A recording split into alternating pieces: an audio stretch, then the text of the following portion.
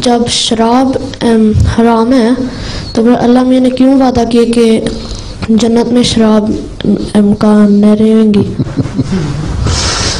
अल्लाह मियाँ ने वादा किया है कि शहद की भी नहरें होंगी, दूध की भी नहरें होंगी। शराब वो नहीं होगी कि नशे वाली ये जो शराब होती है। दूसरा ये है कि जो ये एक मिसाल है कि ये मतलब ये नहीं होगा जो जहाँ दुनिया में चीज़ें मौजूद हैं वही तुम्हें जाके वहाँ मिल जाएंगी, हैं? कुरान ये भी लिखा, अल्लाह ताला ने कहा है कि जो चीज़ें जन्नत में मिलनी है उनका तुम्हें तसव्वुर ही नहीं कि वो क्या चीज़ें हैं। और साथ ये भी है कि मिसालें भी दी हैं ये चीज़ें मिलेंगी। इसका मतलब ये है कि वो सिर्फ तुम्हें बताने के लिए एक तमसीली चीज़ है, मेटाफोरिकल जिसे कहते हैं कि वहाँ ये चीज़ें मिल जाएंगी।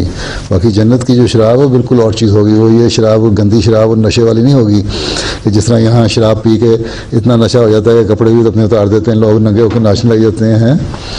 इस किस्म की चीज़ शराब नहीं होगी जन्नत में, तो जन्नत वाली बातें होंगी ना जी।